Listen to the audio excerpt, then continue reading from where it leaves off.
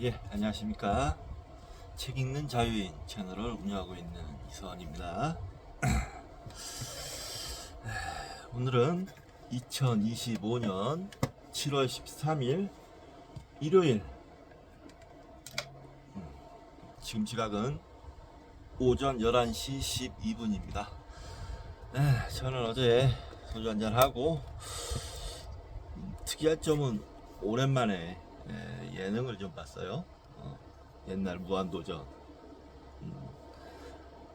쿠팡 플레이에서 하는데 이제 그냥 약간 뭐랄까 마음을 좀 턱 내려놓을 때 편하게 그냥 볼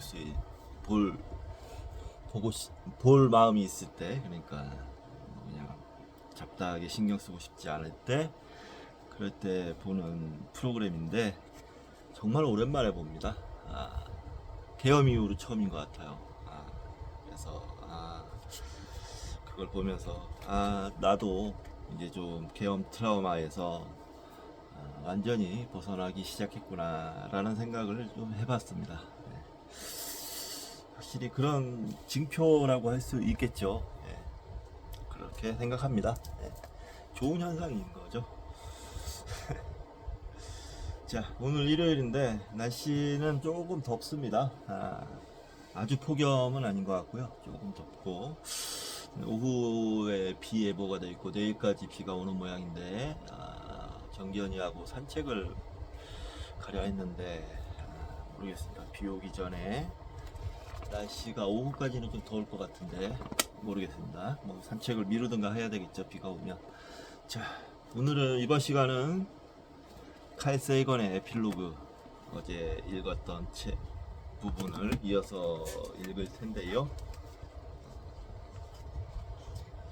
읽기 전에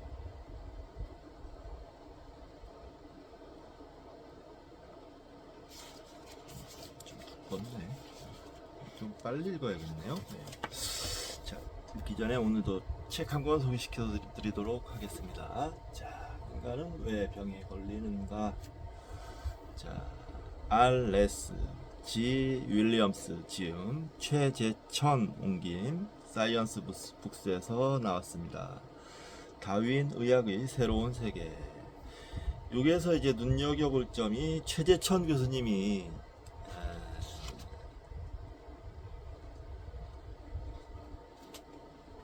번역을 하셨네요. 최재천 교수님은 우리나라의 유명한 아주 다윈 학자죠. 진화생물학자. 이분 유튜브도 좀 보고 했는데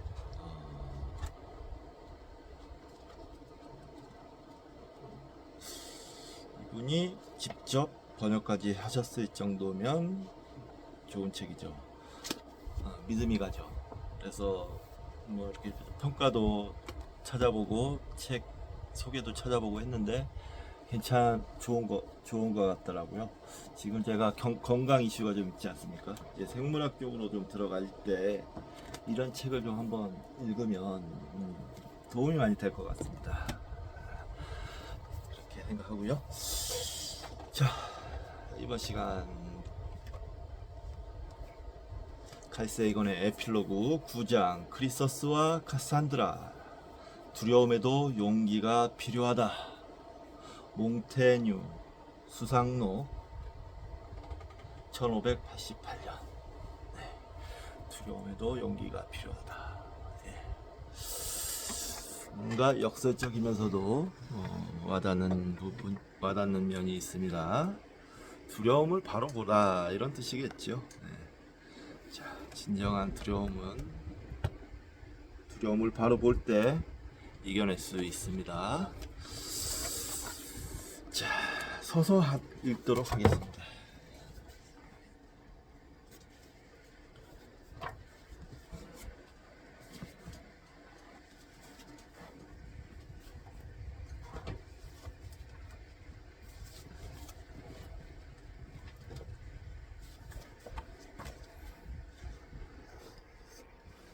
차를 한 잔.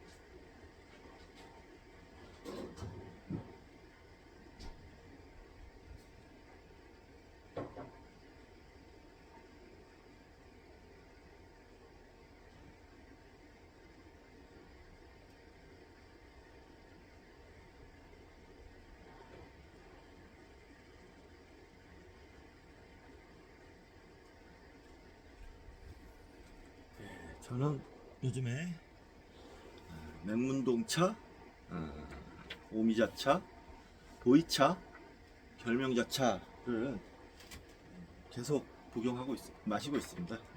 좋은 것 같아요. 몸에 긍정적인 변화가 있는 것 같습니다. 자, 읽도록 하겠습니다. 크리서스와 카산드라.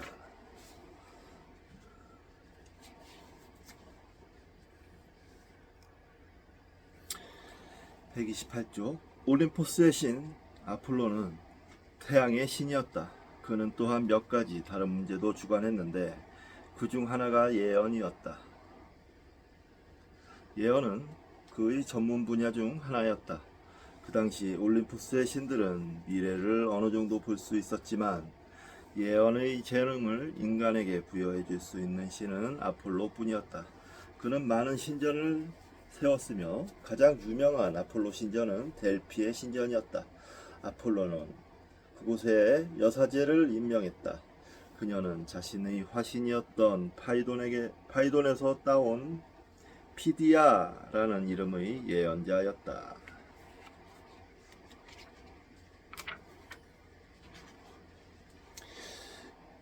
주표시가 있는데요. 파이돈, 그리스 파나수스 산의 동굴에 살았던 거대한 뱀으로 아폴로가 퇴치했다.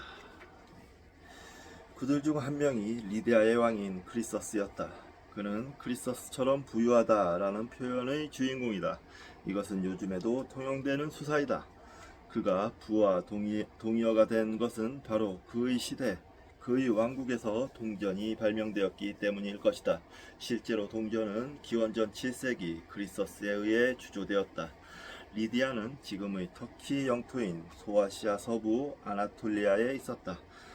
이보다 훨씬 이전에 수메르인들이 점토화폐를 발명했다는 기록이 있다. 크리서스의 야망은 그가 통치하던 왕국의 경계선 안에 담아두기에는 너무나 컸다. 그래서 헤로도토스의 역사에 따르면 그는 페르시아를 정복하여 서아시아의 대제국을 건설하면 좋겠다는 생각을 남몰래 키우고 있었다. 당시는 이미 키루스 가로 열고 기원전 6세기 페르시아 제국의 건설자가 있었다. 키루스가 페르시아와 메디아 가로 열고 카스피의 남쪽의 소국을 통합하여 강력한 페르시아 제국을 건설할 때였다. 당연히 크리서스는 내심 불안했다. 전쟁의 지혜를 얻고자 그는 사자들을 급파하여 델피의 사자에게 신탁을 구했다. 우리는 호화로운 선물을 잔뜩 지고 가는 사자들의 모습을 상상할 수 있다. 덧붙이자면 그 선물들은 한 세기 후인 헤로도토스 시대까지 델피에 전시되어 있었다고 한다. 크리서스의 사자들이 던진 질문은 이러했다. 크리서스가 페르시아와 전쟁을 한다면 어떻게 되겠는가? 피디아는 조금도 주저없이 대답했다. 강대한 제국이 그의 손에 멸망하리라. 신들이 우리와 함께 하시도다. 크리서스는 이렇게 혹은 이와 같은 취지로 말했다. 공격할 때가 왔다. 그는 입맛을 다시고 영토의 면적을 계산하면서 용병들을 모았다. 그리고 페르시아를 침공했다. 결과는 비참한 패배였다. 리디아의 권력은 무너졌고 그 자신은 페르시아 궁정의 관리로 전락했다. 그는 궁정 관리들에게 무시당하면서 하찮은 충고를 제공하는 애처로운 태위 국왕으로 여생을 보냈다. 히로히토 국왕이 워싱턴의 벨트웨이에서 고문으로 일하며 여생을 마감한 것과 비슷한 운명이었다. 아무튼 그는 정말로 부당한 일을 당했다. 그는 정해진 규칙에 따라 최선을 다하지 않았는가? 그는 피디아에게 충고를 구했고 그 대가로 충분한 액수를 지불했으나 그녀는 그에게 피해를 입혔다. 그래서 그는 다시 사자를 가로 열고 이번에는 몰락한 상황에 걸맞게 훨씬 볼품없는 선물을 실려 사자를 보내 이렇게 물었다. 어떻게 나에게 이럴 수 있는가? 헤로도토스의 역사에는 그 대답이 이렇게 기록되어 있다. 크리서스가 페르시아와 전쟁을 한다면 강대한 제국이 멸망할 것이다. 이것이 아폴로의 계시였다. 신탁이 내려졌을 때 그가 신중했더라면 다시 사자를 보내 계시에 언급된 나라가 그의 제국인지 키루스의 제국인지 물었을 것이다. 그러나 크리스토스는 신탁을 제대로 이해하지도 재차 질문하지도 않았다. 이제 와서 원망할 사람은 바로 그 자신이다. 워낙 전쟁이라는 일이 워낙 큰 일이고 예측하기 힘든 일이라 점을 보거나 신탁을 한다는 거야 이해는 가지만, 이런 식으로 전쟁을 해서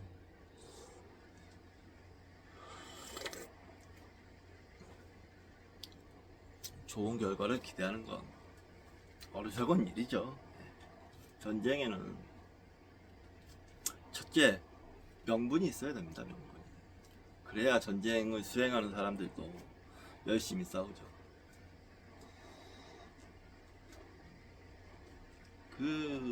요번에 윤석열 같은 경우도 계엄의 명분이 없었지 않습니까? 납득을 못하니까 군인들이 움직이질 않았잖아요. 만약 델피의 사제가 한심한 군주들을 사기쳐서 그들의 재산을 편취하는 사기꾼에 불과했다면 불가피한 실수를 얼버무리는 갖가지 변명을 준비해 놓고 있었을 것이다. 예언을 애매함으로 위장하는 기술이 그 사업의 기초 자본이기 때문이다. 예언은 항상 애매해요. 애매해서 이렇게 해석하면 이렇게 해석되고 저렇게 해석하면 저렇게 해석되고, 누구나 할 수 있는 게 예언입니다. 무당짓거리. 그럼에도 불구하고 피디아의 가르침에는 뼈대가 있다. 우리는 신의 계시에 대해서도 질문을 아끼지 말아야 한다. 그렇죠. 질문은 계속돼야 됩니다. 무엄하다. 질문한다고. 이런 신은 믿을 필요가 없습니다. 믿어서는 안 됩니다. 그런 점에서 불교는 다릅니다. 부처님께서는 항상 질문하라고 가르치셨어요. 끝까지 질문해라. 모르는 게 있다면. 우리가 듣고 싶었던 바로 그 말이 예언가의 입에서 흘러나올 때에도 똑똑한 정신으로 질문을 해야 한다. 정책 결정자는 예언자의 말을 맹목적으로 믿어서는 안 된다. 반드시 이해를 해야 한다. 그들 자신의 야망 때문에 엉뚱한 방향으로 이해해서는 안 된다. 예언을 정책으로 전환할 때는 반드시 신중해야 한다.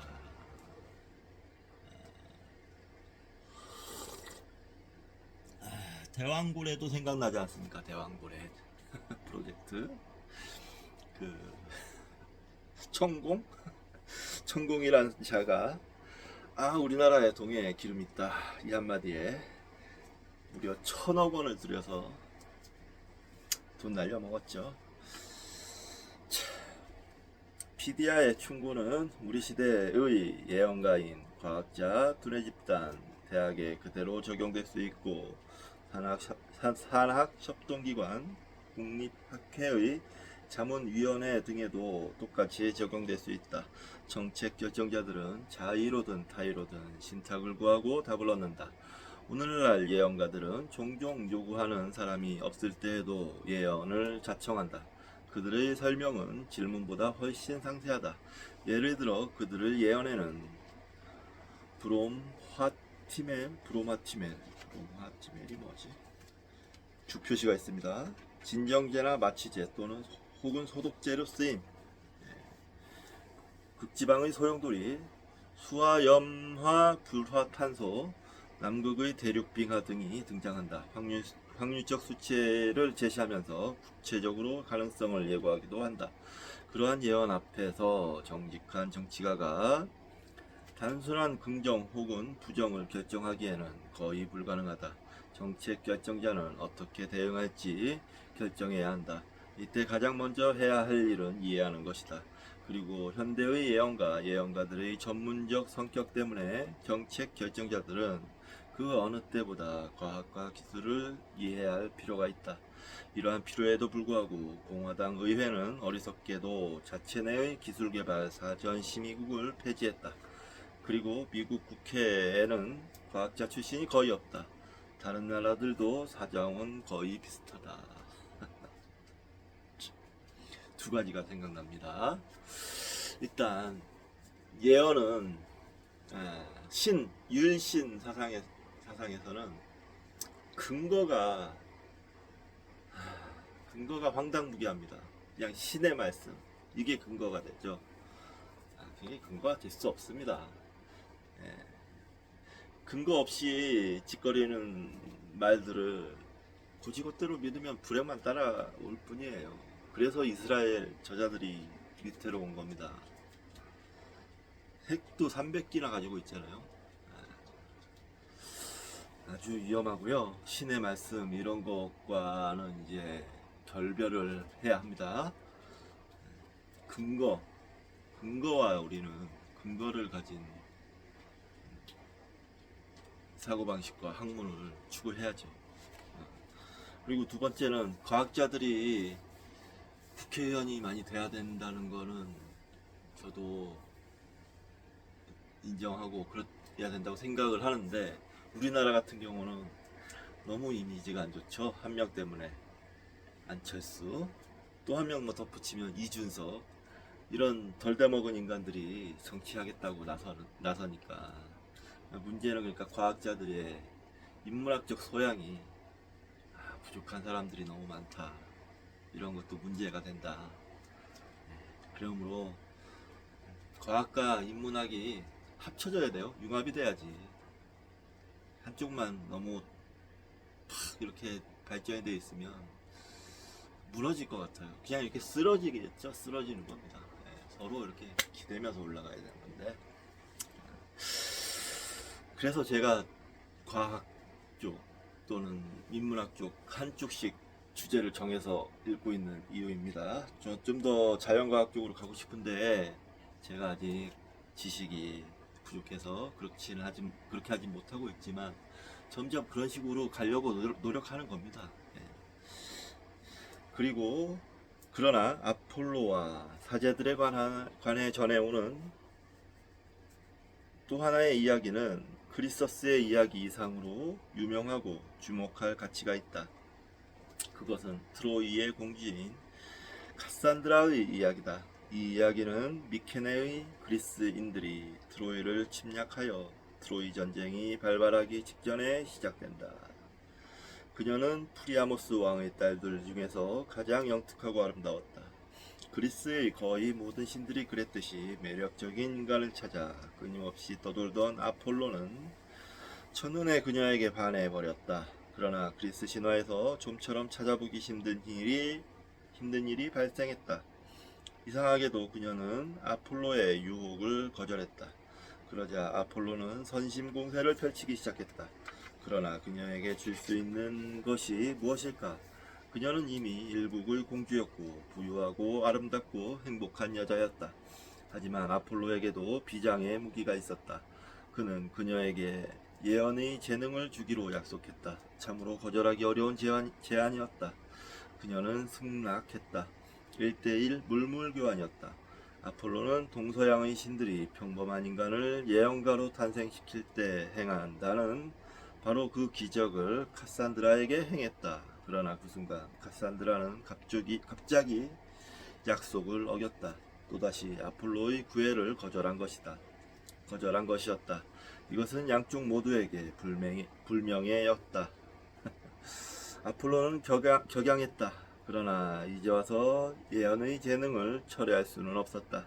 신이 약속을 어긴다는 것은 상상할 수 없는 일이었다. 대신에 그는 그녀에게 잔인하고도 교묘한 운명을 지우기로 했다. 누구도 그녀의 예언을 믿지 않게끔 하는 것이었다. 지금부터는 아이스킬로스의 시곡 아가멤논에서 발췌한 내용이다. 카산드라는 자신의 국민들에게 트로이의 몰락을 예언한다. 아무도 주의를 기울이지 않는다. 그녀는 그리스군의 총지휘관인 아가멤논의 죽음을 예언한다. 아무도 주의를 기울이지 않는다. 그녀는 심지어 자기 자신의 불행한 죽음도 예견한다. 역시 아무도 주의를 기울이지 않는다. 사람들은 아예 들으려 하지도 않았다. 오히려 그녀를 놀리기만 했다. 그리스인들과 트로이인들은 똑같이 그녀를 걱정 많은 아가씨라고 불렀다. 오늘날에는 그녀를 단지 우물한 운명의 예언자로 격하는 경향이 있다. 이 이야기의 중간에는 그녀가 재난이 임박했음을 알리는데도 사람들이 왜 그 말을 믿지 않고 무시하는지 그녀가 이해하지 못하는 대목이 나온다. 그녀는 그리스인들에게 말한다. 도대체 어떻게 해서 내 말을 이해하지 못하는 거죠? 나도 당신들의 말을 알 만큼 아는데 말이에요. 그러나 문제는 그녀의 그리스어 발음이 아니었다. 사람들의 대답은 내가 나름대로 재구성하자면 이러했다. 이봐요 아가씨, 생각해봐요. 델피의 사제도 이따금 실수한다오. 그뿐 아니라 신탁이 애매한 경우도 많소. 델피의 신탁도 못 믿을 판에 어떻게 당신의 말을 믿는단 말이오. 이것이 그나마 그녀가 들을 수 있는 유일한 대꾸였다.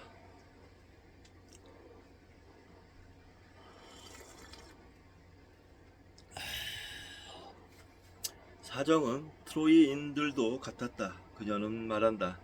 나는 나의 국민들에게 다가올 모든 재앙을 예언했어. 그러나 그들은 그녀의 예지력을 무시했고 멸망했다. 곧이어 그녀도 같은 운명을 따랐다. 카산드라의 운명적 예언은 사람들에게 무시당했다. 그리고 그녀가 당했던 대중의 무시는 오늘날에도 반복될 수 있다. 우리는 어떤 불길한 예언이 우리 힘으로는 도전하기 어려운 막강한 권한을 가진 집단과 연루되어 있으면 그 예언을 거부하거나 무시하는 성향이 있다. 위험을 무마하거나 충격을 줄이려면 시간과 노력과 돈과 용기가 필요하기 때문이다. 생활 속에서 중요시했던 것들의 순서가 뒤죽박죽이 될 수도 있다. 그리고 모든 예언이 그대로 실현되는 것도 아니다. 심지어 과학자들의 예언도 빗나갈 때가 있다. 그러한 예는 빈번하다. 바닷속의 동물 대부분이 살충제 때문에 사멸하는 일은 일어나지 않았다. 사하라 사막 주변 지대와 이디오피아의 가뭄이 극심하긴 했지만 전 세계적 기근이 1980년대의 특징으로 대두되지는 않았다. 1991년 쿠웨이트 유전 화재 때문에 서남아시아의 식량 생산이 급감하지는 않았다.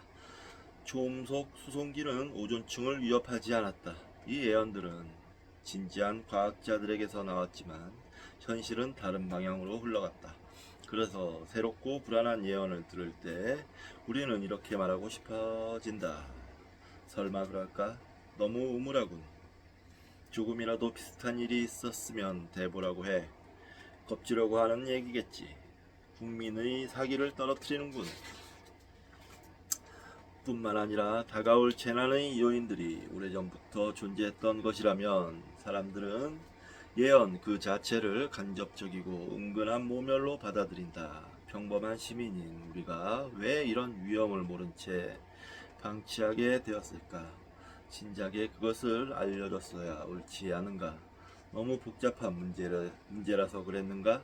처음부터 우리가 확실히 지지했더라면 고위 정치인들이 위험 요소를 제거할 수도 있었을 텐데 그런가 하면 나의 무관심과 나태함 때문에 나뿐 아니라 사랑하는 사람들이 위험에 빠지게 되었다고 생각하면 대단히 불편해지기 때문에 이 모든 상황을 거부해버리는 경향이 있다. 이것은 일종의 부적응이지만 자연스러운 현상이다. 사람들은 증거가 확실하고 충분해야 비로소 진지하게 받아들인다. 위험에 대해서는 축소하고 외면하고 망각하려는 충동이 있다. 정신과 의사들은 이러한 유혹을 부정이라고 정의한다.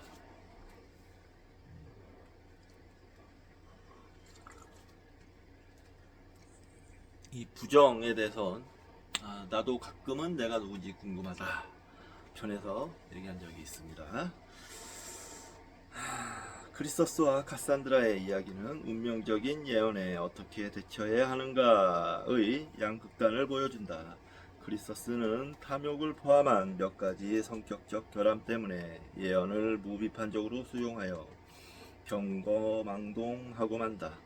카산드라의 예언에 대한 그리스와 트로이 국민들의 반응은 정반대이다. 그들은 위험의 가능성을 거부하는 완고함과 무신경의 극단을 보여준다. 정책 결정자가 할 일은 이 두 가지 경향 사이에서 신중한 경로를 찾아 현명하게 운행해 나가는 것이다. 심각한 환경적 재난이 임박했다고 일부 과학자들이 주장하는 경우를 가정해보자. 더 나아가 그 재난을 예방하거나 충격을 줄이려면 막대한 비용이 든다고 가정해보자. 즉, 인적 자원과 물적 자원이 크게 소모될 뿐 아니라 기존의 사고방식에 도전해야 한다는 의미에서 정치적 비용도 만만치 않다고 가정해보자.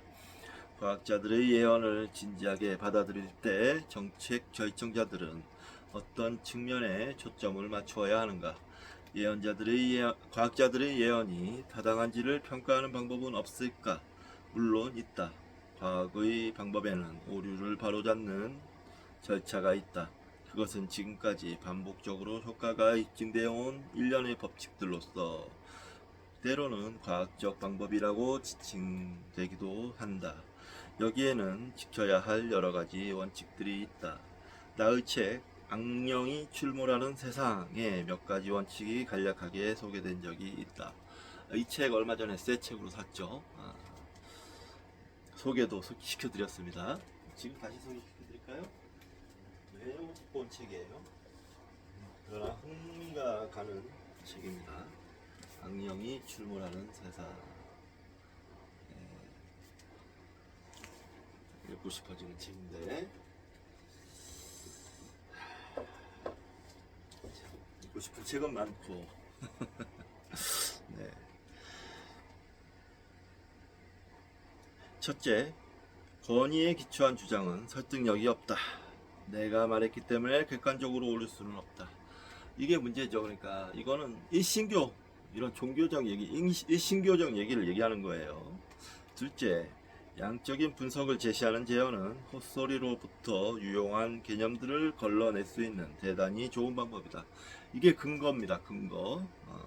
셋째, 분석적 방법으로 산출되는 결과는 우주에 대한 우리의 여타 지식과 충분히 일치해야 한다. 이게 증명입니다. 증명. 근거와 증명. 넷째, 활기찬 논쟁은 건강함의 표시이다. 그렇죠. 열려있는 자세. 다섯째, 어떤 개념이 진지하게 받아들여지기 위해서는 능력 있는 과학자 집단들이 서로 경쟁하면서 각자의 방법으로 이끌어낸 결론이 동일해야 한다. 정책 결정자들은 경거망동과 무사 아닌 사이에서 중용의 길을 신중하게 모색하고 결정할 수 있는 방법들을 잊지 말아야 한다. 이와 함께 냉철한 감정의 유지를 위한 훈련이 필요하며 무엇보다도 위험의 긴박성을 스스로 판단할 정도로 과학적 지식과 깨어있는 정신을 갖춘 시민들이 필요하다. 예, 맞습니다. 결국엔 시민들의 힘입니다. 집단 지성이 발휘돼야 하고 결국엔 시민들이라는 뭐랄까 한 단어로 표현하기엔 부족한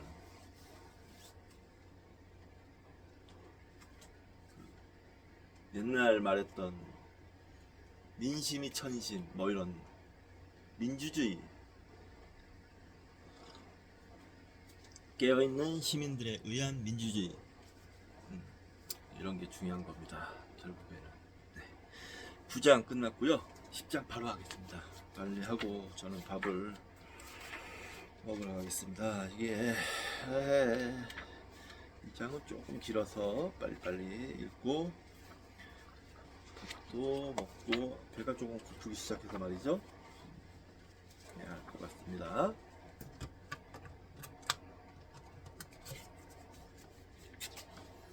자, 10장 사라지는 하늘. 이 아름다운 구조물인 지구가 내게는 불모의 땅으로 보이고 가장 빼어난 덮개인 저 대기 보라고 찬란하게 걸려있는 저 창공, 황금 불꽃으로 수놓은 저 장엄한 지붕. 글쎄 저런 것들이 내게는 더럽고 병균이 우글거리는 중기의 집합체로밖에 보이지 않는다네. 윌리엄 섹스피어 햄릿 2막 2장 1600년에서 1601년. 자, 10장 사라지는 하늘 138쪽. 나는 항상 장난감 전기기차를 갖고 싶어 했다. 그러나 부모님 형편상 내가 기차를 선물로 받을 수 있었던 것은 10살이 갓 넘었을 때였다. 내가 받은 기차는 중고였지만 상태가 썩 좋았다. 물론 요즘 볼 수 있는 날렵하고 민첩한 소형 모델은 아니었고 정말로 털털거리며 달리는 육중한 세부치였다. 기관차 무게만 해도 좋기 2kg은 넘었다. 기관차 외에도 탄수차와 객차 그리고 승무원차가 달려 있었다. 전부 금속으로 만들어진 순환식 선로는 크게 세 부분으로 나눌 수 있었다. 직선 구간과 곡선 구간 외에도 멋있는 교차 구간이 있어서 전체 모양은 커다란 팔자를 이루었다. 나는 따로 돈을 모아서 초록색 플라스틱 터널을 샀다. 헤드라이트를 환하게 밝힌 전기기차가 칙칙폭폭 소리를 내며 터널의 어두움 속을 빠져나올 때 그 모습을 지켜보며 한없이 뿌듯해하던 기억이 난다. 그 행복했던 시절의 기억에는 어떤 냄새가 배어있다. 약간 달콤하면서 그리 불쾌하지 않았던 그 냄새는 변압기에서 나는 것이었다. 변압기는 기차의 속도를 조절하는 빨간색 손잡이가 달린 검은색 금속 상자였다. 누군가 나에게 그 상자의 기능을 물었다면 나는 아파트 벽에서 나오는 전기를 기관차에게 필요한 전기로 바꾸는 상자라고 대답했을 것이다. 한참 후에야 나는 그 냄새가 특별한 화학물질 때문에 생기는 것임을 알게 되었다. 전기가 공기 속을 통과할 때 발생하는 그 화학물질은 오존이란 이름의 기체였다. 우리 주변에 존재하면서 우리가 호흡하는 공기의 약 20%를 차지하는 것은 산소이다. 그 산소는 원소기호로 O로 표시되는 산소 원자가 아니라 O2로 표시되는 산소 분자이다. 이것은 두 개의 산소 원자가 화학적으로 결합했다는 것을 의미한다. 우리는 이 산소 분자 때문에 살아간다. 산소 분자는 우리의 허파로 흡입되어 음식과 결합한 다음 에너지를 만들어낸다. 오존은 산소 원자들이 훨씬 특이한 형태로 결합한 경우이다. 그것은 O3로 표시되며 이것은 세 개의 산소 원자가 화학적으로 결합했다는 것을 의미한다.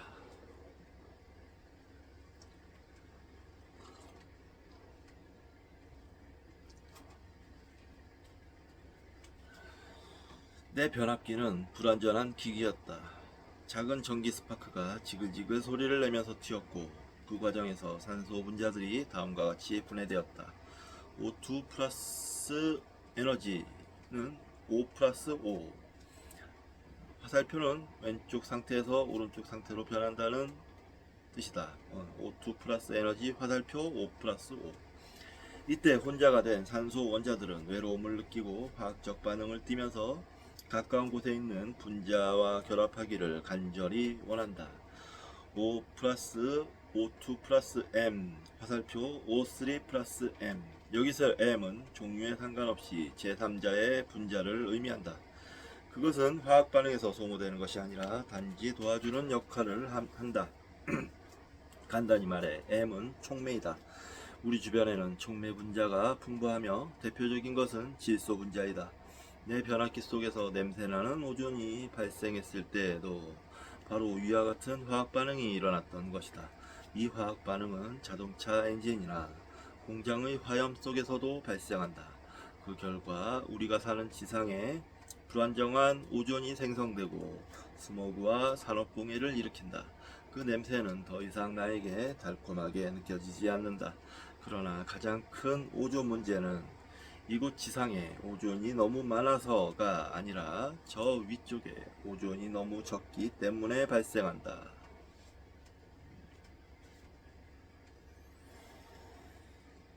오존 문제의 발생과 해결의 전 과정은 환경에 대한 신중한 책임과 염려를 수반하며 진행되었다. 1920년대 냉장고는 이미 문명의 이기로 널리 인식되었다. 편리하고 위생적이었기 때문에 생산자가 과일, 야채, 유제품 등을 먼 곳까지 내다 팔 수 있었기 때문에 그 결과 식단이 풍부해졌기 때문이다.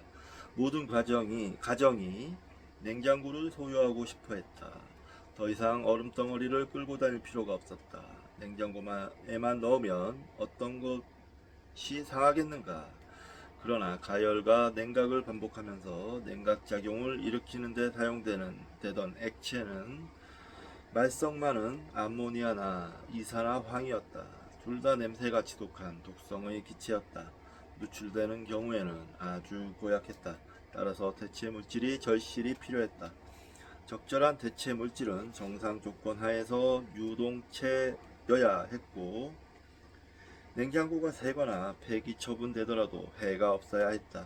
이런 목적에 부합하는 물질, 즉 독성이나 인화성이 없고 부식되지 않으며 눈을 자극하거나 벌레를 유인하지 않고 심지어 고양이가 싫어하지 않는 그런 물질을 찾아야 했다.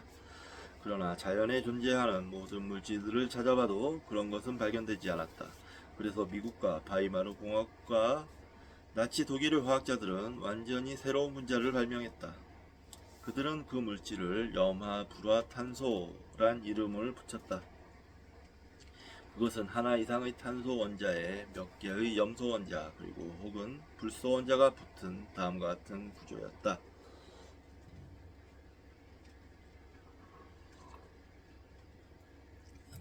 그러면서 분자 표시가 되어 있습니다. C는 탄소, CI는 염소, F는 불소. 이 분자는 발명한 사람들의 기대를 훨씬 뛰어넘는 엄청난 성공작이었다. CFC는 냉장고의 냉매로 자리를 굳혔을 뿐 아니라 에어컨에도 사용되었다. 그리고 분무기, 단포성 단열재와 절연제, 공업용 솔벤트, 그리고 특히 극소 전자공학 산업의 세정제 등에까지 광범위하게 응용되었다. CFC의 가장 유명한 상품명은 프레온으로 듀폰사의 트레이드 마크가 되었다. 듀폰, 유명한 회사죠. 듀폰. 주 표시가 있으니까 읽어보도록 하겠습니다. 프랑스 태생의 듀폰이 설립한 미국의 화학 재벌. 프랑스 사람이었군요.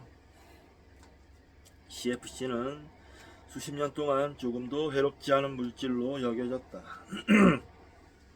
더 이상 안전할 수 없는 물질이라고 모든 사람이 믿었다. 바로 그와 같은 이유 때문에 오늘날 생필품이 되어버린 수많은 화학산업의 산물들이 CFC에 의존하게 되었다. 1970년대 초에 이르자 CFC의 연간 생산량은 100만 톤으로 증가했다. 가령 지금이 1970년대 초이고 내가 욕실에 서서 겨드랑이에 스프레이를 뿌린다고 가정해보자. 이때 CFC는 미세한 탈취제 속에 함유된 연물을 일으키며 캔을 빠져나온다. 분무제인 CFC는 사람의 몸에 달라붙지 않는다. 따라서 공기 속으로 튀어나가 거울 근처를 맴돌다가 벽을 타고 미끄러지듯 이동한다. 결국 그 일부는 창문이나 문틈으로 새어나가고 며칠 혹은 몇 주가 지났을 때는 어느덧 드넓은 야외를 누비고 다닌다. CFC는 공기 속에서 다른 분자들과 충돌하기도 하고 건물과 전봇대에 부딪히기도 한다. 그러는 과정에서 바람이나 기류에 실려 하늘 높이 날아올라 세계를 일주한다. 아주 드문 경우를 제외하고 CFC 분자는 분해되지 않으며 다른 어떤 분자와 만나도 화학적으로 결합하지 않는다. 대단히 안정된 비활성 물질이기 때문이다. 몇 년 후 CFC는 상층 대기권에 진출한다. 오존은 약 25km 고도에서 자연적으로 형성된다. 태양에서 방출되는 자외선은 O2 분자를 O 원자로 깨뜨린다. 절연이 불완전한 내 전압기에서 발생했던 스파크는 태양의 자외선에 해당된다. 내 변압기에서처럼 이곳에서도 O2 분자와 O 원자가 서로 결합하여 오존을 형성한다. 한편 CFC 분자는 이 고도에서 평균 100년을 머문 다음 자외선에 의해 분해되어 염소를 방출한다. 염소는 오존 분자를 파괴하는 촉매이며 따라서 그 자신은 파괴되지 않는다. 염소가 다시 지상으로 내려와 빗물에 씻겨 가기까지는 약 2년이 걸린다. 그동안 하나의 원소 원자는 10만 개의 오존 분자를 파괴하는 노릇을 한다. 그 반응식은 다음과 같다. O2 플러스 자외선 화살표 2O 2CL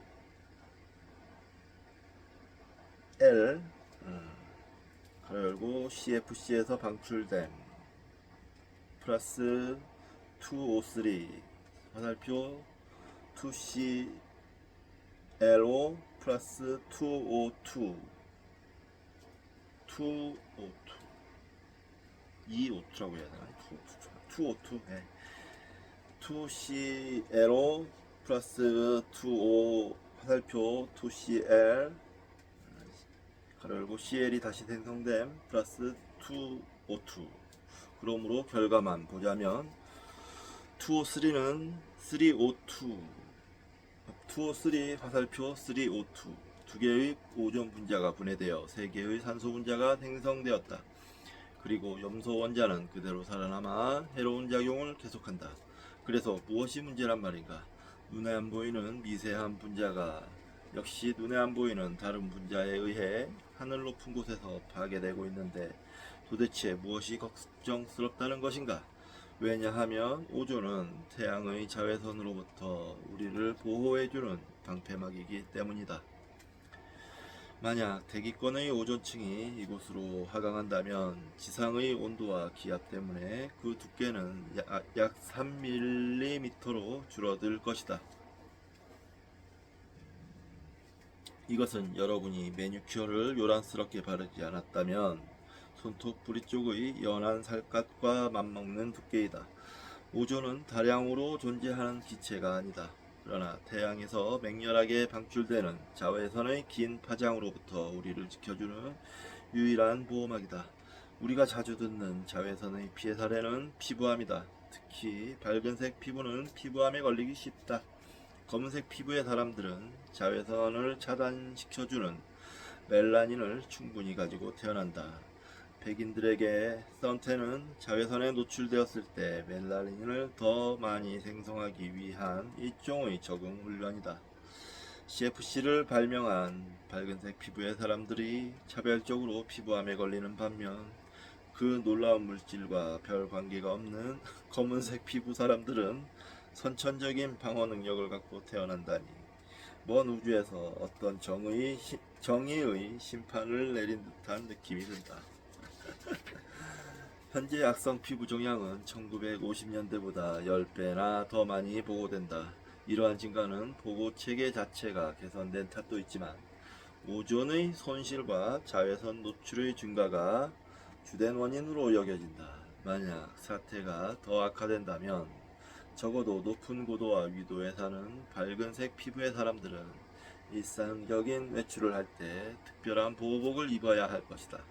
피부암의 증가는 자외선 증가의 직접적인 결과이고 수백만의 생명을 위협하고 있지만 그것이 최악의 경우는 아니다. 백내장 발병률의 증가 역시 최악의 경우가 아니다. 보다 심각한 문제는 질병에 대항하는 신체적 기계장치라 할 수 있는 면역 체계가 자외선 때문에 교란된다는 사실이다. 그러나 이번에도 무방비 상태로 햇빛에 노출되는 사람들에게만 적용되는 문제이다.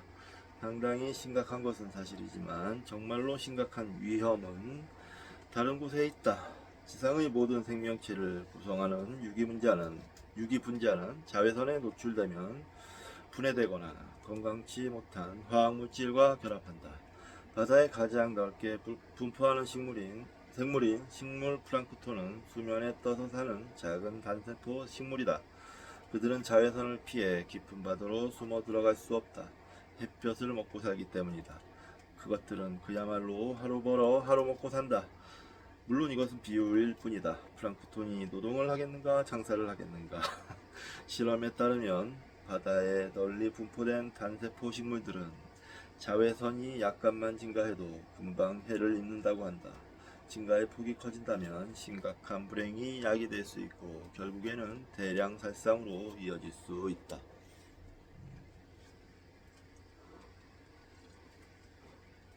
그렇죠. 먹이사슬의 가장 밑바닥인데 문제가 커질 수 있겠죠. 이 미시적 생물의 개체수를 임시적으로 측정하는 실험이 남극해 여러 곳에서 실시되었다. 그 결과 최근 해수면 근처의 개체수가 최고 25%까지 감소했다는 놀라운 사실이 밝혀졌다. 식물 플랑크톤은 아주 작은 생물이기 때문에 동물이나 일반적인 식물처럼 자외선을 흡수하는 강한 피부가 없다. 이 생물의 감소는 해양 생태계의 먹이사슬에 연쇄적인 반응을 일으킬 것이다. 뿐만 아니라 대기 중의 이산화탄소를 제거하는 광합성 작용의 감소로 인해 지구온난화가 가중될 것이다. 오존층 감소는 이런 방식으로 지구온난화와 관련되어 있다. 그러나 양자는 근본적으로 다른 문제이다. 오존층 파괴의 주된 화학 반응은 자외선 속에서 발생하지만 지구온난화의 주된 반응은 가시광선과 적외선 속에서 발생한다.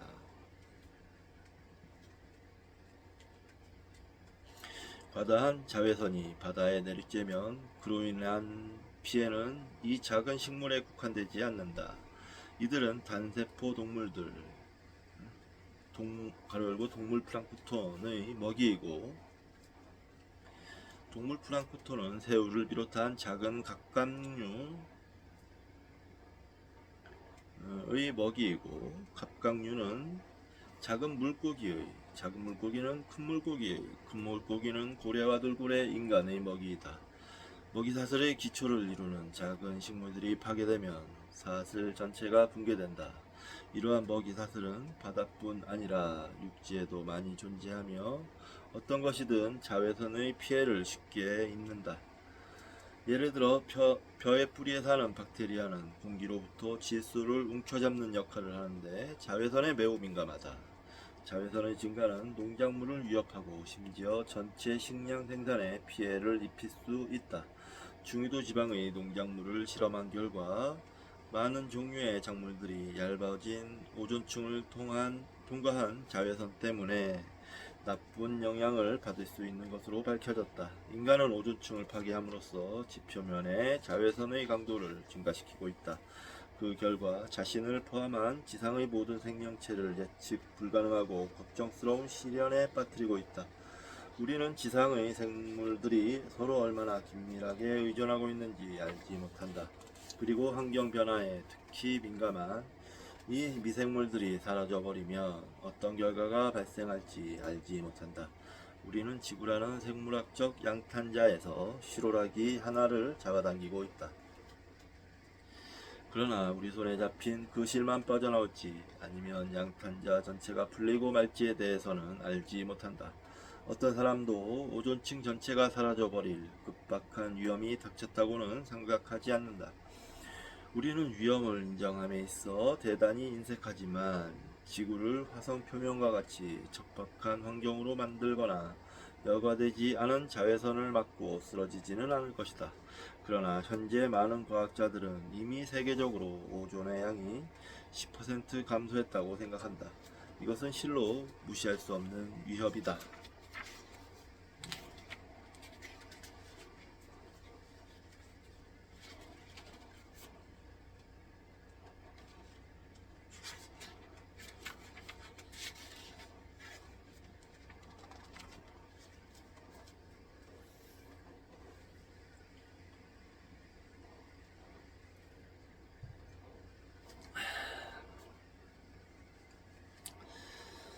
1974년 캘리포니아 대학교 어빈 캠퍼스에 F. 셔우드 로랜드와 마리오 몰리나는 최초의 CFC의 위험을 경고했다. CFC는 매년 수백만 톤이 성층권으로 유입되고 있으며 이 때문에 오존층에 심각한 피해가 발생할 수 있다는 주장이었다. 그들의 발표가 있은 후 지금까지 전 세계의 과학자들은 수많은 실험과 조사를 통해 그들의 주장을 뒷받침했다. 처음 실행된 몇 차례 조사에서는 그런 효과가 있기는 하지만 노랜드와 몰리나의 주장만큼 심각한 정도는 아니라고 발표했다. 그러나 다른 과학자들은 오히려 더 심각한 상황이라고 주장했다. 새로운 과학적 발견이 나오면 대개 이와 비슷한 상황이 벌어진다. 다른 과학자들이 모두 나서서 그 발견이 얼마나 확실한가를 검토하기 위해 노력을 기울인다. 그러나 오존층에 대한 조사는 로랜드와 몰리나가 발표했던 내용과 큰 차이 없이 결론지어졌다. 그리고 그들은 1995년 이 작업에 대한 공로로 노벨 화학상을 공동 수상했다. CFC를 판매하여 매년 6억 달러의 거금을 벌어들이던 듀폰사는 신문과 과학저널에 보다 집중적인 광고를 냈다. 그리고 국회 조사위원회 앞에서는 CFC가 오존층에 위험하다는 주장은 입증되지 않은 매우 과장된 것이거나 잘못된 과학적 추론에 근거한 것이라고 증언했다.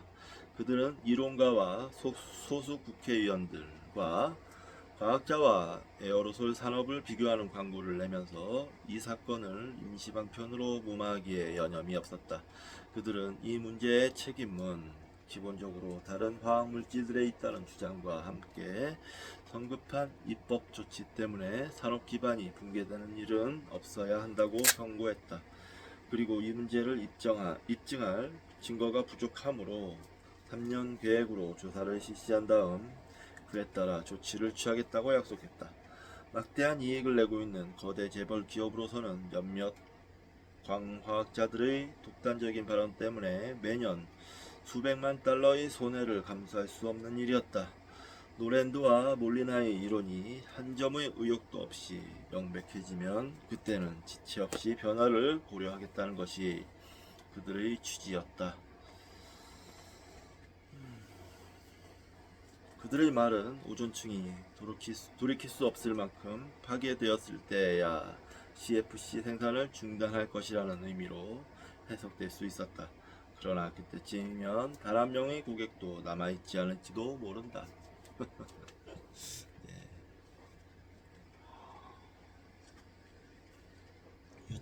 두통사가 이게 악명이 높죠. 이런 식의 악명이 높아요.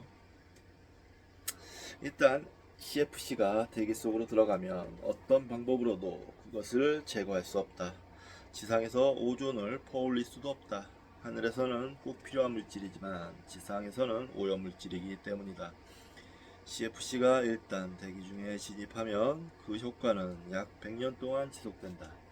그런 점을 들어 셔우드 놀랜드를 포함한 여러 과학자들과 워싱턴에 본부를 둔 천연자원 보존위원회는 CFC 사용의 전면 금지를 주장했다.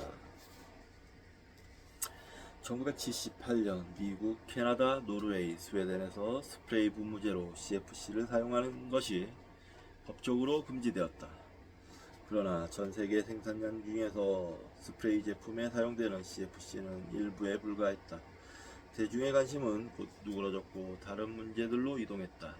그러는 동안 CFC의 대기 함유량은 계속 증가해갔다. 염소의 대기 함유량은 노랜드와 몰리나가 경보를 울렸을 때의 2배, 1950년의 5배에 이르렀다. 영국 남극 조사단의 과학자들은 최남단 대륙인 남극의 헨리베이에 주둔하면서 여러 해에 걸쳐 그 지역 상공의 오존량을 측정하고 있었다. 1985년 그들은 충격적인 뉴스를 발표했다. 봄철의 오존량이 몇 년 전 측정치에 비해 거의 절반으로 떨어졌다는 내용이었다. 그들의 발견은 나사의 인공위성을 통해 확인되었다. 그리고 지금은 3분의 2가 사라졌다. 남극 오존층에 구멍이 뚫린 것이다. 그 구멍은 1970년대 말 이래 매년 봄에 발생하여 겨울에는 스스로 치유되지만 이듬해 다시 발생할 때는 전년도보다 더 오래 지속되고 있다. 이것은 어떤 과학자도 예측하지 못한 사실이었다. 오존층의 구멍은 당연히 CFC 금지 요구에 불을 지폈다. 온실 효과 때문에 발생하는 지구 온난화가 CFC로 인해 더 심해진다는 사실이 때맞춰 밝혀짐으로써 사용 금지 요구는 더욱 강해졌다. 그러나 경제계의 관리들은 여전히 문제의 핵심에 초점을 맞추지 못하고 있었다. CFC 생산업자들로 결성된 CFC 대책연합의 의장인 리처드 C. 바넷은 이렇게 불평했다. 일각에서는 CFC의 신속하고 전면적인 중단을 주장하지만 이것은 무서운 결과를 몰고 올 것이다. 대체 상품이 없는 상태에서 몇몇 산업은 붕괴할 수밖에 없다. 치료한다는 구실로 환자의 목을 조르는 꼴이다. 그러나 환자가 있다면 몇몇 산업이 아니라 지구상의 동식물일 것이다. 화학제조업자연합회는 다음과 같이 믿고 있었다. 남극의 구멍은 전 세계적인 중요성을 갖는 문제는 아닐 것이다. 심지어 가장 비슷한 지역인 북에서도 기후 조건의 차이 때문에 비슷한 상황은 사실상 일어나지 않을 것이다. 보다 최근에는 불안정한 염소가 오존 구멍 한가운데서 훨씬 높은 비율로 발견되어 CFC의 연관성이 다시 한번 입증되었다. 그리고 북극 지방을 측정한 결과 북극 상공의 오존 구멍도 점차 확대되고 있음이 밝혀졌다.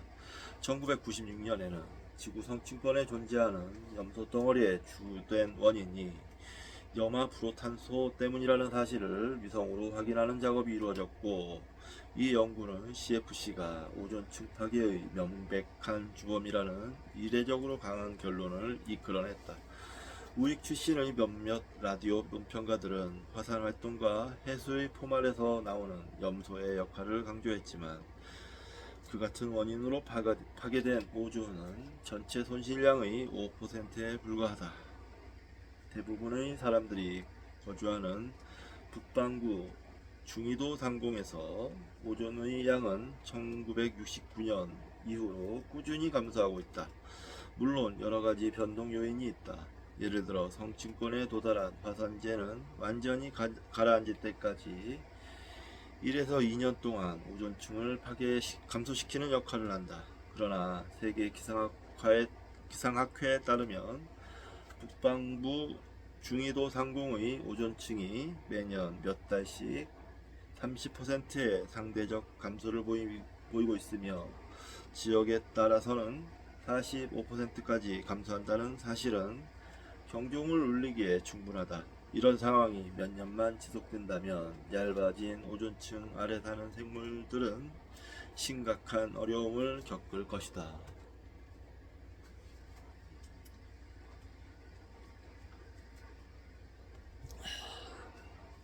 캘리포니아 주의 버클리시는 패스트푸드의 보온 용기로 사용하던 신색 CFC 발포 보온제를 더 이상 사용하지 못하도록 금지했다. 맥도날드사는 위험성이 가장 높은 CFC 포장재를 다른 재료로 대체할 것을 약속했다. 정부 규제와 소비자들의 보이콧에 직면한 두폰사도 CFC 위험이 확인된 지 14년 후인 1988년에 마침내 CFC 생산을 단계적으로 철폐하겠다고 발표했으나 완전 중단은 2000년에야 가능하다는 단서를 달았다. 미국의 다른 회사들은 여전히 눈치만 보고 있었다. 그러나 미국에서 생산되는 CFC 양은 전 세계의 30%에 불과했다. 장기적인 관점에서 오존층의 파괴는 세계적이기 때문에 해결책 또한 세계적이어야 했다. 1987년 9월 CFC를 생산하고 사용하는 많은 나라들이 CFC 사용 규제를 협의하기 위해 몬트리올에 모였다. 회의가 시작되던 초기에 영국, 이탈리아, 프랑스는 국내 화학산업의 영향력 때문에, 특히 프랑스는 향수 산업의 영향력 때문에 미온적인 태도로 임했다. 그들은 오랜 기간 동안 오리발을 내밀던 듀폰사가 비밀리에 대체 물질을 준비한 것은 아닌지 걱정하고 있었다. 그들은 미국이 CFC의 금지를 추진함으로써 주요 산업인 화학공업의 세계 경쟁력을 강화하려 한다고 의심하던 터였다. 한국을 비롯한 여러 국가들은 아예 참석하지 않았다. 중국 대표단은 조약에 서명하지 않았다. 정부 규제에 반대하던 보수주의자 레이건 행정부의 내무부 장관이었던 도널드 호델은 CFC 생산을 규제하는 대신 모든 사람들이 선글라스와 모자를 쓰고 다닐 것을 제안했다는 이야기도 전해졌다.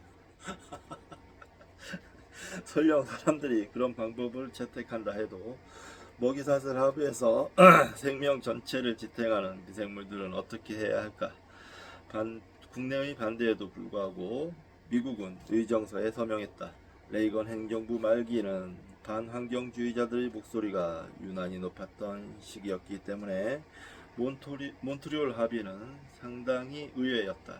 물론 듀폰의 유럽 경쟁사들이 우려했던 것처럼 그것이 정말로 미국의 국익을 위한 것이었다면 의외라고 여겨지지 않을 것이다. 미국에서만도 9천만 대의 자동차와 1억 대의 냉장고가 교체되어야 했다. 이것은 환경 보존을 위한 희생으로서 상당한 대가였다. 몬트리올 협상의 실질적인 공로는 미국 대표단을 이끌고 몬트리올에 갔던 리처드 베네딕 대사와 화학에 관한 전문 지식을 바탕으로 이 문제를 잘 이해했던 마거릿 대처 영국 수상에게 돌아가야 한다.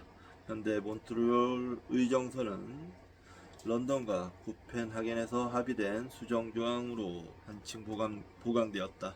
이 글을 쓰고 있는 현재 그 조약에 서명을 한 국가는 구소련, 중국, 한국, 인도를 비롯한 156개국에 이른다. 몇몇 국가들은 CFC로 발생한 이익은 이미 일본과 서구 선진국들에게 돌아갔고 이제 그들의 경제가 발전하려는 순간에 왜 냉장고와 에어컨 산업에서 그들만 타격을 입어야 하는지 반문하고 있다. 이것은 공정하기는 하지만 다소 편협한 질문이다. CFC의 완전 철폐는 2000년으로 합의되었다가 다시 1996년으로 수정되었다. 중국은 1980년대 CFC 소비가 매년 20%씩 증가한 국가였으나 CFC에 대한 의존도를 줄이고 합의서에 명시된 10년의 유예기간도 사용하지 않겠다고 약속했다. 듀폰사는 CFC 감축의 선두주자가 되었고 다른 나라들보다 더 빨리 생산을 중단하기 위해 헌신적으로 노력해왔다. 현재 대기 중인 CFC 함량은 눈에 띄게 감소하고 있다. 그러나 우리가 CFC의 생산을 완전히 중단하더라도 대기가 깨끗해지기까지는 앞으로 한 세기를 기다려야 한다. 꿈을 대고 발뺌하는 나라가 더 많을수록 위험은 더 커질 것이다. 만약 환경과 인간에게 해롭지 않을 뿐 아니라 보다 값싸고 효율적인 대체 물질이 발견된다면 이 문제는 쉽게 해결될 것이다. 그러나 문제는 여기서 끝나지 않는다. 만약 그런 물질이 존재하지 않는다면 어떻게 될까? 혹은 훌륭한 대체 물질이 발견되었으나 가격 면에서 CFC보다 비싸다면 연구 비용은 누가 지불하고 가격 손실분은 누가 메워야 하는가? 소비자가? 정부가? 아니면 막대한 이익을 보면서 이 사태를 초래한 화학산업이? CFC 기술로 이익을 얻은 선진국들은 그렇지 못한 개발도상국들에게 충분한 원조를 제공하는가? 만약 대체 물질이 발암 성분과 무관하다고 입증되기까지 20년이 걸린다면 현재 남극에서 쏟아지고 있는 자외선은 어떻게 해야 하는가? 완전히 금지되는 시점까지 계속 생산될 CFC는 또 어떻게 해야 하는가? 마침내 대체 물질은 발견되었으나 대체 물질이라기보다는 미봉책이라고 하는 편이 나을 것이다. 현재 CFC는 HCFC로 대체되고 있다. HCFC는 CFC와 비슷한 분자 구조이지만 수소 원자를 포함하고 있다. HCFC 역시 오존층에 피해를 주지만 그 정도는 훨씬 약하다. HCFC는 지구온난화를 일으키는 주범이며 특히 생산 초기 단계에는 CFC보다 비싼 단점이 있다. 그러나 오존층 보호라는 시급한 요구에 부응한다는 점에서 일단 인정할 만하다.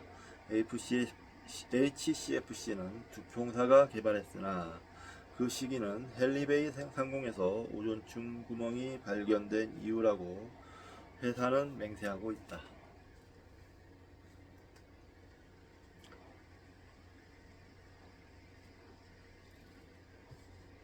믿을 수 있나요?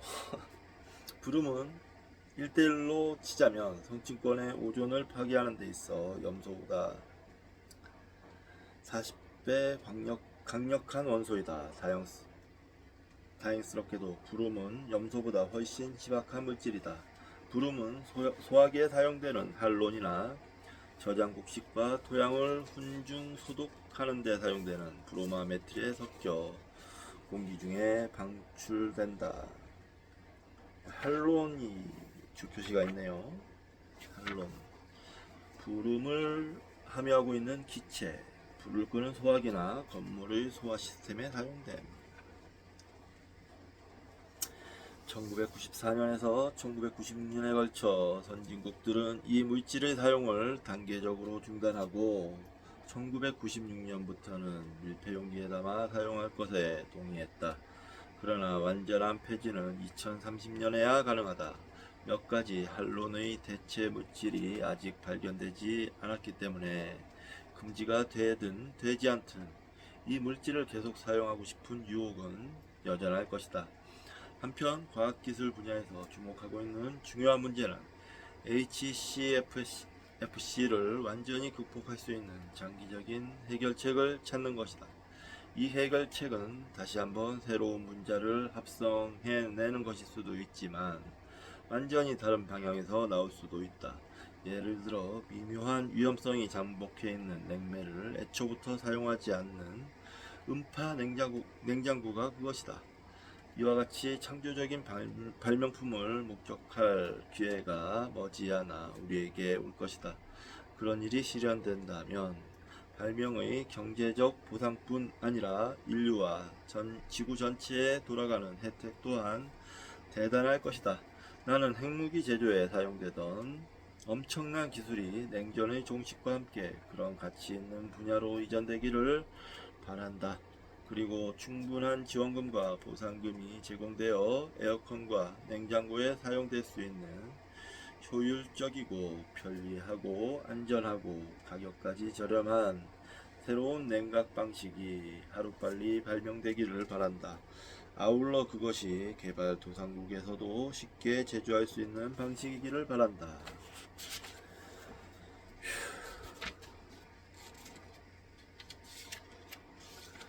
몬트리올 의정서는 합의된 내용의 규모 때문에 중요하지만 특히 변화의 방향 때문에도 중요하다. 가장 놀라운 것은 CFC의 대체 물질이 불확실한 상황이었음에도 세계의 여러 국가들이 생산 금지에 합의했다는 사실이다. 몬트리올 회담을 후원했던 UN 환경 프로그램의 의장인 무스타파 K 톨바는 그 회담을 인류의 모든 구성원들에게 참된 보호를 제공해준 최초의 진정한 세계조약이라고 표현했다. 우리가 예기치 못했던 새로운 위험을 정직하게 인식할 수 있었던 것은 용기 있는 일이었다. 모든 인류를 대표하는 사람들이 함께 모여 그런 문제를 해결할 수 있다는 것, 부유한 나라들이 공평하게 비용을 분담하고자 했다는 것, 막대한 손해에도 불구하고 세계 국가들이 협력하여 사고방식을 바꾸고 더 나아가 그러한 위기를 새로운 산업 발전의 기회로 삼을 수 있다는 것 등은 진정으로 용기 있는 일이었다. CFC의 폐지는 수학의 존재 정리에 해당하는 좋은 예이다. 수학의 존재 정리 주표시가 있습니다. 근을 구하는 것과는 별개로 근의 존재 여부를 확인하는 증명. 복잡한 방정식에서 근의 존재를 우선 증명하면 그 근을 구하려는 노력이 무의미하지 않음을 알 수 있다. 무슨 뜻인지 알겠네요.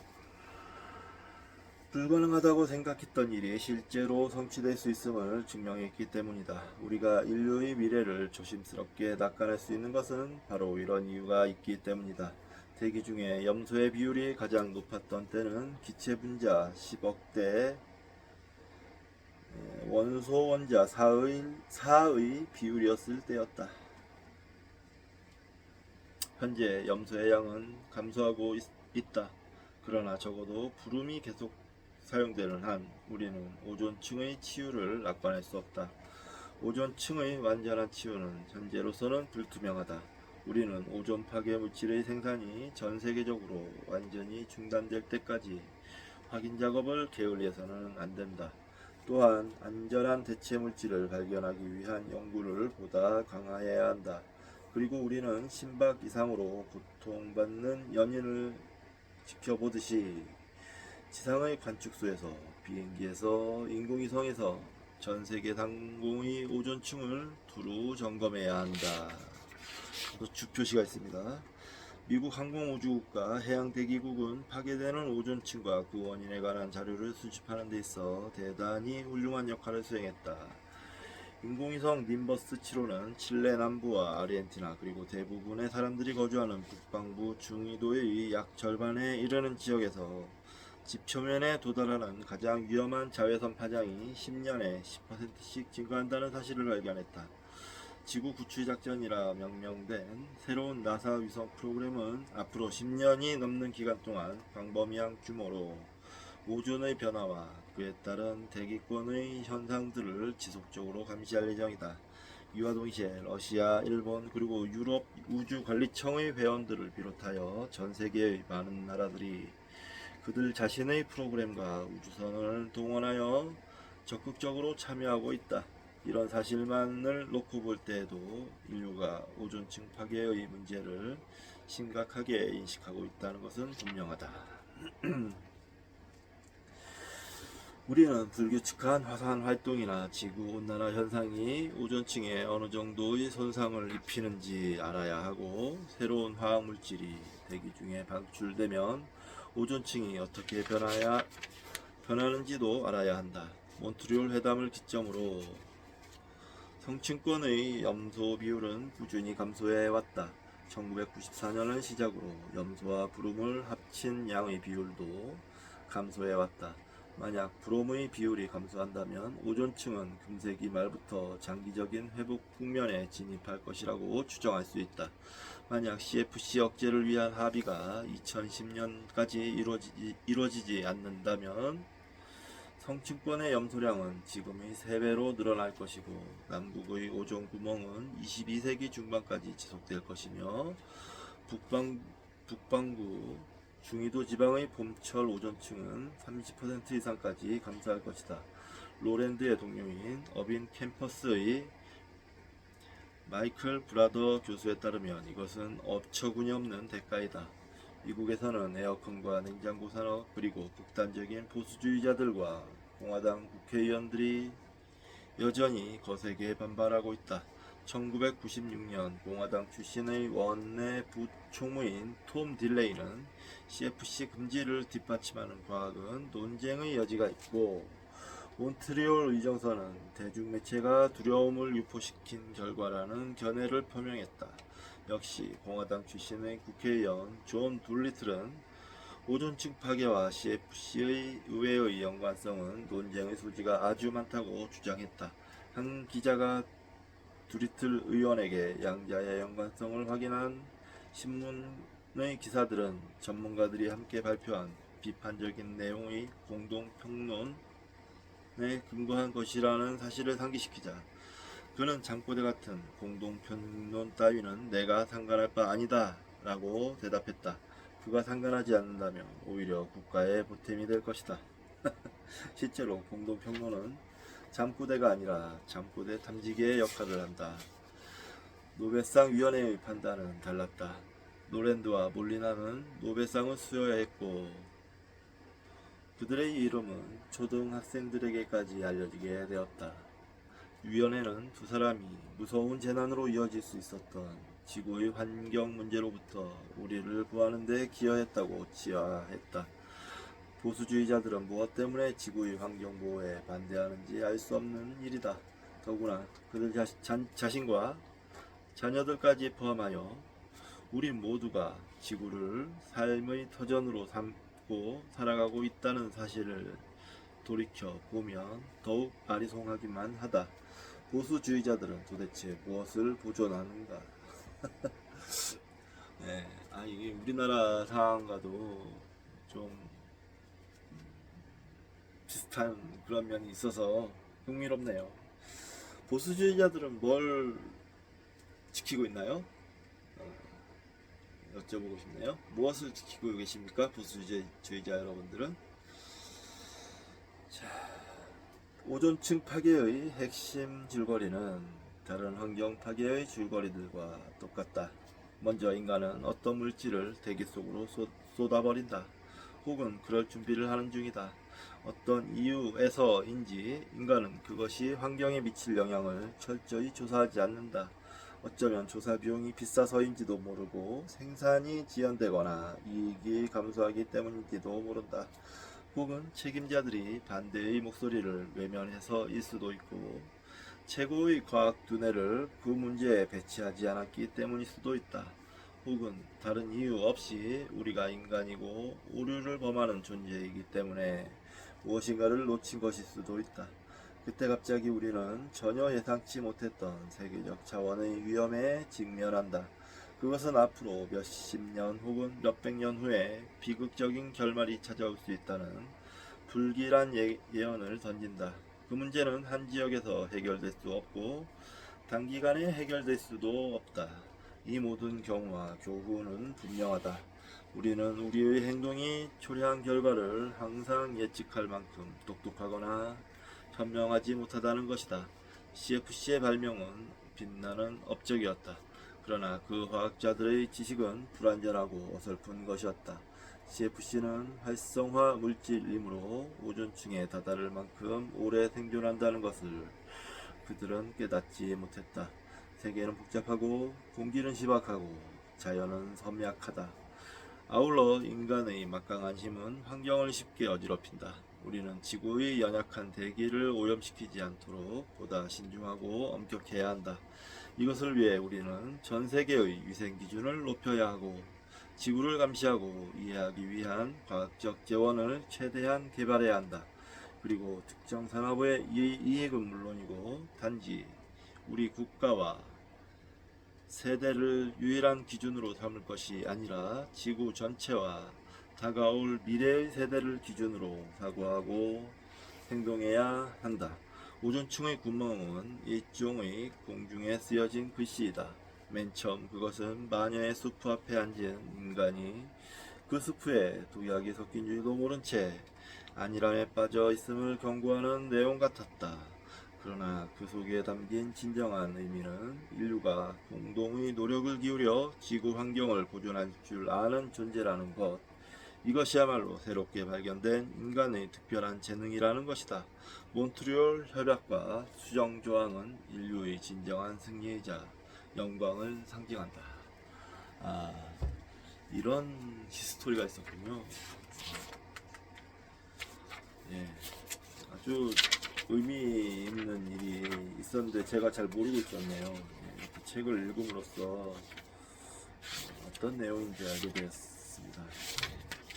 아주 유익했고요. 중간에 좀 체크해 볼 만한 내용이 있어서 체크를 좀 하고 끝마치도록 하겠습니다. 12시 30분인데 아유 배고파라. 배가 고파요. 아유 배고파라.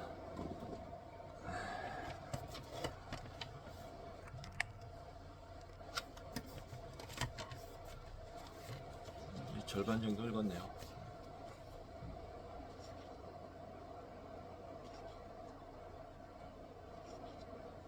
좀 빨리 읽었죠 이번에?